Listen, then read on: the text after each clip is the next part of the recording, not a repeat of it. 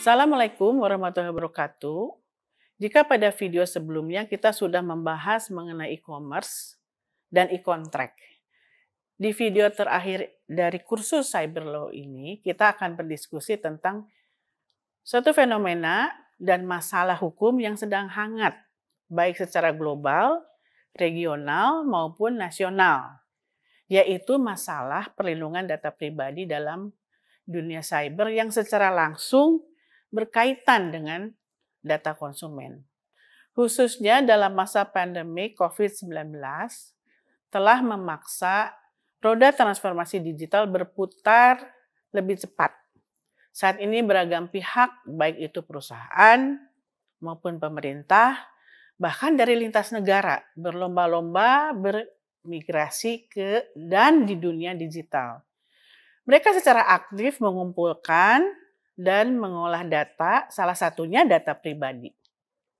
Hukum pelindungan data pribadi berkembang bersamaan dengan perkembangan teknologi, khususnya teknologi informasi dan komunikasi. Kajian pelindungan data pribadi lahir di Eropa yang bertujuan untuk melindungi individu di era masyarakat informasi. Negara yang pertama kali mengesahkan Undang-Undang Perlindungan Data adalah Jerman pada tahun 1970, yang kemudian diikuti negara-negara di Uni Eropa lainnya yang intinya mengatur bagaimana undang-undang melindungi pemrosesan data pribadi. Banyak sekali terjadi kasus pelanggaran data pribadi atau personal data breach atau kegagalan dalam memberikan perlindungan atau kebocoran data pribadi. Seperti contohnya, beberapa kasus internasional pada tahun 2020 seperti kasus Facebook, kasus Microsoft, Estée Lauder, MGM Hotel, dan Zoom. Sedangkan di Indonesia kasus Tokopedia, Lazada, BPJS, dan e-hack. Hukum pelindungan data pribadi muncul karena adanya persinggungan dengan teknologi sejak awal perkembangannya. Hingga saat ini, apalagi di dalam era industri 4.0, data menjadi soil untuk semua kegiatan manusia yang berlaku secara internasional dan nasional. Akhirnya, negara-negara itu mulai membuat undang-undang khusus pelindungan data pribadi.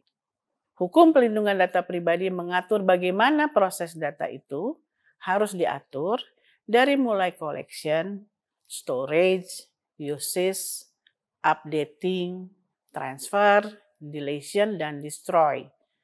Pertukaran data sendiri sangat sering terjadi di sektor e-commerce, keuangan, kesehatan, e-government, telekomunikasi, dan sebagainya.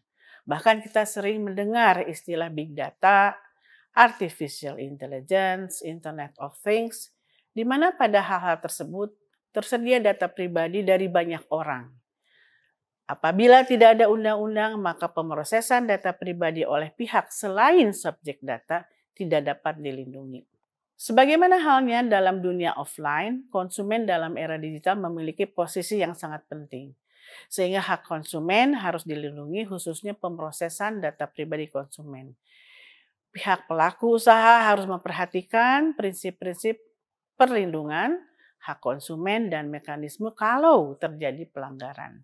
Pengaturan data pribadi di Indonesia hingga saat ini ada 40 produk undang-undang yang mengatur perlindungan data pribadi, akan tetapi masih bersifat sektoral, belum bersifat komprehensif. Kita sedang menunggu hasil pembahasan RUU PDP di DPR. Pengaturan tersebut meliputi definisi data pribadi, prinsip perlindungan, landasan hukum pemrosesan data pribadi, pengendali data pribadi, serta mekanisme perlindungan.